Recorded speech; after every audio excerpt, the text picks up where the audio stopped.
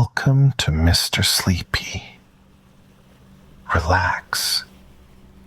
Take a deep breath.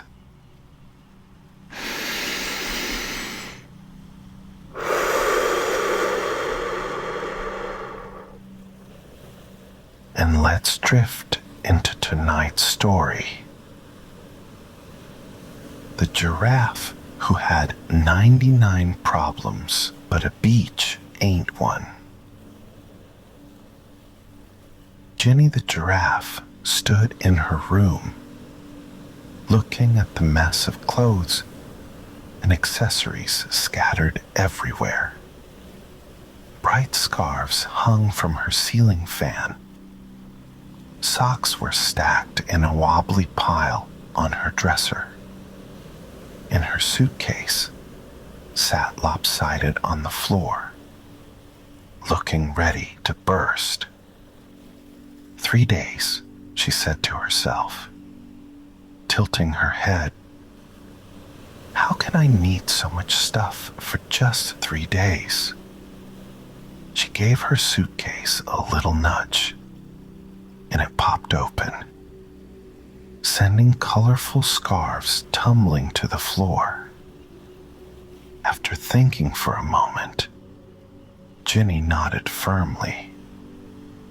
15 scarves and 20 pairs of underwear are absolutely necessary, she decided. She stuffed them back in and wrestled with the zipper. With a loud tug, the suitcase finally closed, though it looked ready to burst at any second. Perfect, she said, glaring at the suitcase as if daring it to argue. She started toward the door, but stopped halfway. Had she packed everything? Her mind raced. Swimsuit? Check. Sunglasses? Check. Beach towel? Her eyes widened. Beach towel, she exclaimed. Do I even have one? She thought about it, then shrugged. Who needs a towel when I have a neck big enough to shade a whole town? When Ginny arrived at the beach, all her worries disappeared like a melting ice cream cone. The sparkling waves stretched far into the horizon, and the golden sand glimmered under the warm sun.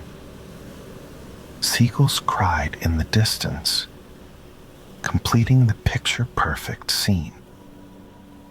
This, she whispered, stepping onto the soft sand, her hooves sinking slightly, is exactly what I needed.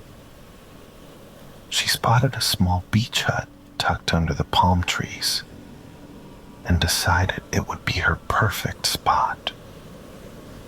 Lowering her long neck carefully, she stepped inside. Crash! Her head bumped the roof supports, making the hut shake. Coconuts tumbled off the counter. Smoothies spilled everywhere, and a stack of beach chairs collapsed like dominoes. Oh no, Ginny cried, trying to clean up. But every step she took only made things worse. Her long legs nudged more coconuts across the floor, and every movement caused another wobble. Beachgoers stopped talking and stared in awkward silence. Ginny's ears twitched as she heard someone whisper, "Why is she so clumsy?" Her ears drooped, but she forced a smile. It's fine, she told herself quietly. Just a small hiccup. I'll fix this. But as she walked away, a small voice in her head whispered that maybe her clumsiness was a bigger problem than she wanted to admit. Ginny tried to shake off her embarrassment, but the sun felt hotter by the minute, and her long neck started to feel like it was baking. She reached into her bag, hoping to find sunscreen, only to remember she hadn't packed any. Nearby, a flamingo lounged on a striped towel. Her long legs stretched gracefully. "Excuse me," Ginny said hesitantly, lowering her neck to the flamingo's level. "Do you have any sunscreen I could borrow?" "Of course," the flamingo chirped, tossing her a small bottle. "It's glitter sunscreen, perfect for the beach." Ginny hesitated, but the thought of a sunburned neck convinced her to try it. She squeezed the lotion into her hooves and spread it over her neck and face. Within seconds, she realized her mistake. She didn't just shine. She sparkled like a giant disco ball. The glitter caught the sunlight, casting tiny rainbows everywhere. To make it worse, every mosquito and fly seemed to think she was a walking invitation. Ginny flailed her neck, trying to swat them away. "Next time," she groaned, "I'm sticking to regular sunscreen." Determined to make the most of her day, Ginny decided to take a selfie to remember the beautiful beach. She angled her phone carefully, trying to get the ocean and sand in the picture. But no matter how she adjusted it, her neck either looked too long or was completely cut out. "Problem number 25, she muttered, tying her phone to a palm tree with one of her scarves for a better angle. Just as she stepped back for the perfect shot, a cheeky seagull swooped down and knocked the phone over. Ginny picked it up from the sand and brushed off the grains. The photos were blurry and crooked.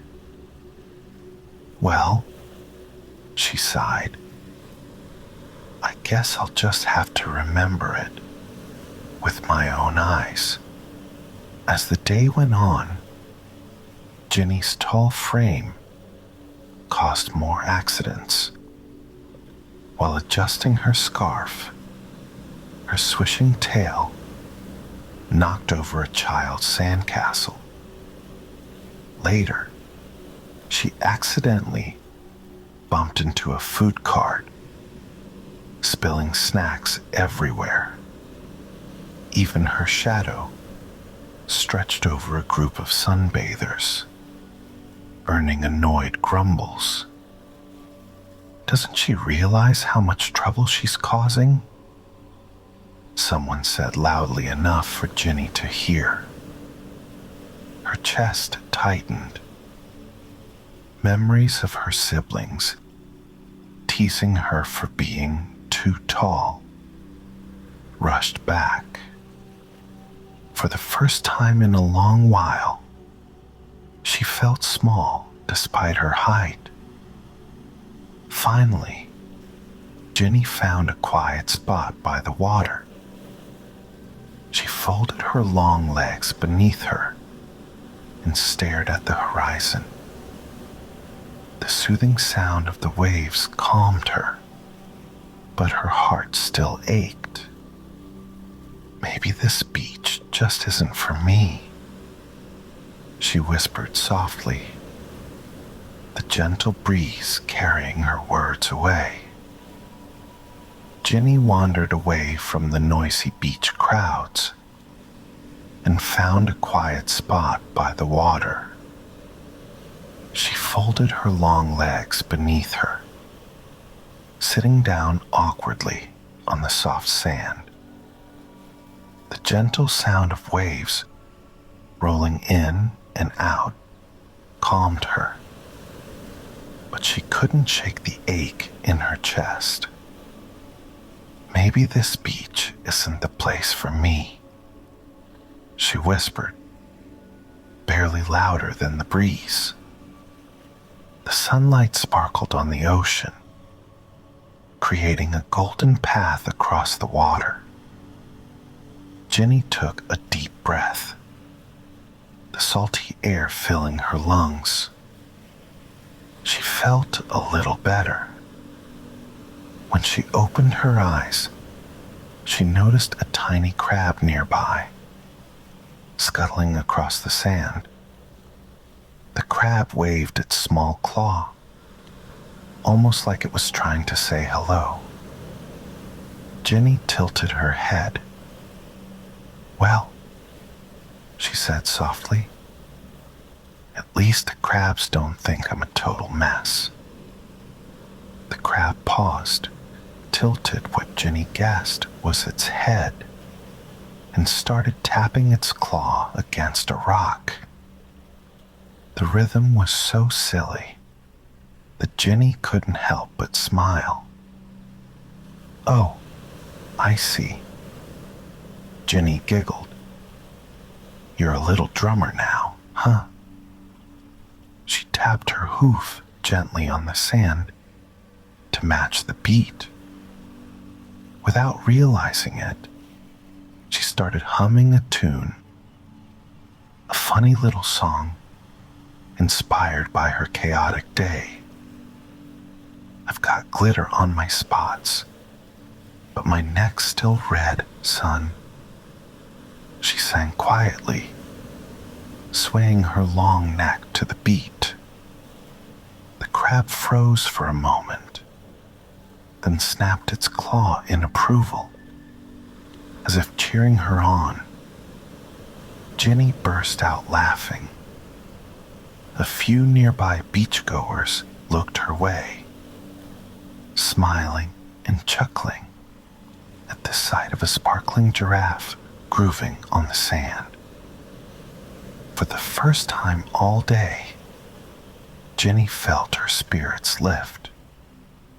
Problem number 27, handled. As the afternoon went on, Ginny decided to join in the beach fun her way. She spotted a colorful beach ball rolling down the shore, blown by the wind, and decided to play with it. "Okay," she said, narrowing her eyes at the ball. "This can't be harder than taking a selfie." She bent her neck low and nudged the ball with her nose. It bounced up, but Ginny's long legs made chasing it tricky. She lunged after it, her legs going in every direction. Finally, she managed to kick the ball high into the air, only to watch it land right in the middle of a sandcastle. "Oh no," Ginny gasped, hurrying over to apologize. A child stared at the crumbled castle for a moment before bursting into laughter. Ginny blinked. "Why are you laughing?" The child held up a phone, giggling. "You, look at this." Ginny leaned in to see a video of herself stumbling after the ball. Her long neck and flailing legs looked so silly that it was impossible not to laugh. caption read, "We got a giraffe destroying sandcastles before GTA 6. Hashtag beach fails." "Wait," Ginny said, squinting at the screen. "Is that 50,000 likes?" The child nodded. "It's going viral. Everyone thinks it's hilarious. Look at the comments." Ginny scrolled through the messages, reading aloud. "Nah, because why is this giraffe funnier than me? 𝐬𝐢𝐿 joking. The way I screamed. Bro really said giraffe emoji. Cartwheel emoji." Ginny tilted her head in confusion. "Wait, what does that even mean? Who's 𝐬𝐿? Whatever. But they like it, right? They love it," the child said excitedly. "You should make your own TikTok account." Ginny thought for a moment, her neck dipping as she considered. She'd spent the whole day worrying about fitting in, but maybe her silliness was what made her special. "Maybe I will," she said, smiling. "Being silly is kind of my thing." Later, as the sun began to set, Ginny noticed a tiny turtle struggling to carry a huge seashell up the shore. Each wave threatened to push the shell back into the ocean. "Need some help?" Ginny asked kindly, lowering her neck. The turtle looked up, its little face lighting up. "Oh yes, please. It's so heavy." Ginny dug into her suitcase and pulled out one of her scarves. She tied it around the shell to make a handle, then gently picked it up with her teeth. Her long legs made it easy to carry the shell safely to the turtle's burrow. "Thank you," the turtle said, smiling brightly. "You're amazing." Ginny blushed. For the first time all day, her height and quirks felt like gifts, not problems. Problem 29? Solved. As twilight painted the sky in soft pinks and purples, Ginny sparkled in the golden light.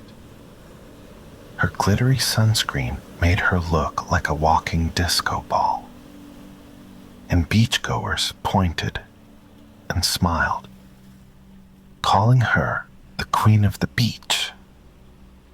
Ginny laughed, shaking her head. "Maybe being a disco ball isn't so bad," she said, sipping the last of her tiny smoothie. Stretching out her long legs, Ginny gazed at the horizon. The waves were quieter now, their gentle rhythm like a lullaby. She sighed happily. "Maybe having a few problems isn't so bad," she whispered to herself. "As long as one of them isn't this view." Above her, stars began to twinkle, their soft light blending with the shimmer of the ocean. Ginny closed her eyes, letting the peaceful sounds of the beach wrap around her like one of her scarves. For the first time in a long while, Ginny felt completely at ease.